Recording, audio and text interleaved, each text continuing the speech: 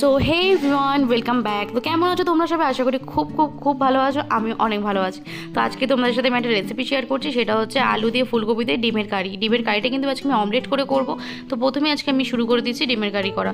তো দেখো, প্রথমে তেল গরম করে দিয়েছি। আমি কিন্তু ডিমের অমলেটটা মানে প্রেফার করে রিফাইন তেলে করা, বিকজ আমার রিফাইন তেলে ডিমের অমলেটটা ভাজলে আমার খুব দেখতে ভালো লাগে। তো ডিমের অমলেট আমি ফটাফট এখানে ভেজে নিচ্ছি, আর তারপরে এখানে আমি সব মশলার আয়োজন করব।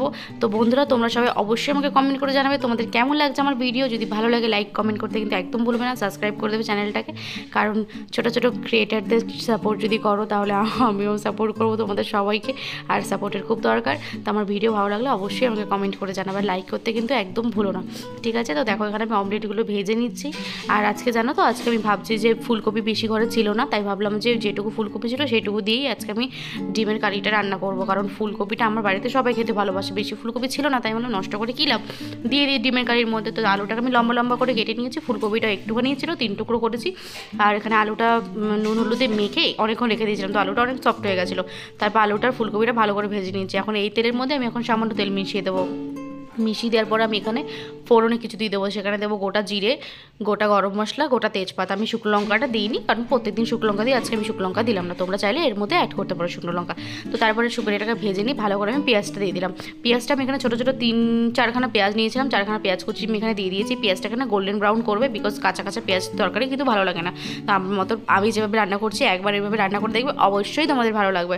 আর এখানে আমি পেঁয়াজটাকে ভালো করে ব্রাউন করে ভেজে নিয়ে তারপর এখানে মশলা দিয়ে দিয়েছি। মশলার মধ্যে কিন্তু ছিল জিরে গুঁড়ো, লঙ্কা গুঁড়ো, ধনে গুঁড়ো, হলুদ গুঁড়ো, আর হচ্ছে কাশ্মীরি রেড মির্চ, আর হচ্ছে কয়েকটা গোটা কাঁচা লঙ্কা, সরি, বিকজ আমার বাড়িতে ঝালটা সেরকমভাবে মামুনি খেতে পারে না।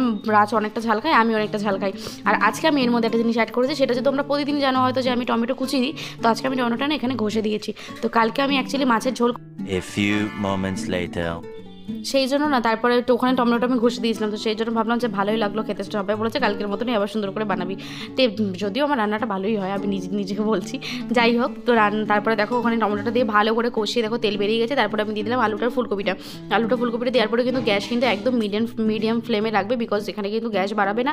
আর আশা করি সবাই মোটামুটি রান্না খুব জানো, আর আমি ছোটো মোটো রান্না তোমাদেরকে দেখাচ্ছি, তোমাদের আশা করি খুব খুব ভালো লাগছে। যদি ভালো লাগে তাহলে কিন্তু অবশ্যই ট্রাই করবে বাড়িতে, ট্রাই না করলে কিন্তু বুঝতে পারবে না টেস্টটা কীরকম, ঠিক আছে? তো দেখো ভালো করে ফুলকপিটা আলুটা আমি কষিয়ে নিয়েছি। এখানে পুরো লঙ্কাগুলো আমি আগে থেকে দিয়ে দিচ্ছি, তোমরা যেটা লঙ্কাগুলো ডলেও দিতে পারো, না হলে এমনিও লঙ্কাগুলো গোটা থাকতে পারে। আর আমি তো গোটা গোটা লঙ্কাগুলো মেখে ভাতে খাই, খুব সুন্দর গন্ধ বেরোয়, খুব টেস্টিও লাগে খেতে। তো দেখো মশলা আমার এখানে মোটামুটি প্রায় কষে গেছে। এখন আমি গ্যাসটা কিন্তু হিট করে দিই, মানে ফ্লেমটা বাড়িয়ে দিয়েছি। আমার গলার অবস্থাটা কিন্তু একটু খারাপ হয়ে গেছে, বিকজ মানে একটু ঠান্ডা লেগে গেছে। তো সবাই ওটা প্লিজ ইগনোর করো। আর দেখো এখানে আমি জল দিয়ে দিয়েছি, জলটা দেওয়ার পরে এটাকে ফুটতে দিতে হবে। আর এখানে কিন্তু এই টাইমে মামুনের সাথে কথা বলছি। তো ভিডিওগুলো কেমন হচ্ছে অবশ্যই আমাকে কমেন্ট করে কিন্তু জানাতে ভুলো না, আর চ্যানেলে কিন্তু একদম সাবস্ক্রাইব করে দেবে, ঠিক আছে? দেখো এখানে ঝোল ফুটে গেছে, আমি এখানে দিয়ে দিয়েছি ডিমের অমলেট। আর ডিমের অমলেট করে কারি কার কার ভালো লাগে খেতে?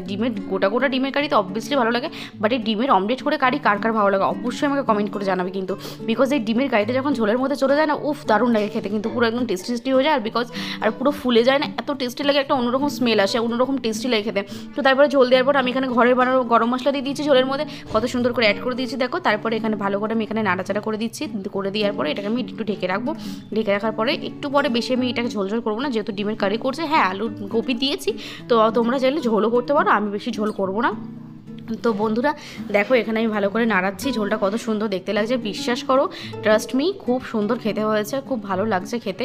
সবাই খেতে পারবে, বড়রা ছোটরা সবাই পছন্দ করবে। তো অবশ্যই বাড়িতে একবার বানাবে ডিমের অমলেট করে আলু ফুলকপি দিয়ে কারি। আর যদি ভিডিওটা ভালো লাগে অবশ্যই কিন্তু লাইক কমেন্ট করতে ভুলো না। আমি বারবার তোমাদেরকে বলছি, বিকজ তোমরা অনেকেই আছো যারা আমাকে অনেক অনেক অনেক ভালোবাসা দিয়েছো, অনেক অনেক ভালোবাসা দিয়ে যাচ্ছ। তো এইভাবেই আমাকে সাপোর্ট করে যাও, বিকজ তোমাদের সাপোর্টের খুব খুব খুব দরকার। আর যদি আমার ভিডিওটা ভালো লাগে তাহলে কিন্তু তোমরা অন্য সবার কাছে শেয়ার করতে পারো, যাতে তোমার বাড়ির লোকেরা বা তুমি কাউকে বানিয়ে খাওয়াতে পারো। যদি বানিয়ে খাওয়াও তাহলে অবশ্যই আমাকে কমেন্ট করে জানাবে। তো দেখো বন্ধুরা, আমার এখানে রান্নাটা কমপ্লিট হয়ে গেছে। আর এটাকে আমি আরেকটু ফুটতে দিয়েছি, কারণ তোমার উপর থেকে যে তেলটা বেরোয়নি, সে তেলটা এখনও বেরোয়নি, সেই জন্য তখন তো তেলটা বার হওয়ার জন্য ওটাকে দিয়েছি। তো দেখো বন্ধুরা, রান্না হয়ে গেছে। আসবো নতুন একটা ভিডিও নিয়ে। আজকের মতন টাটা, সবাই খুব ভালো থাকবে, সুস্থ থাকবে, টাটা।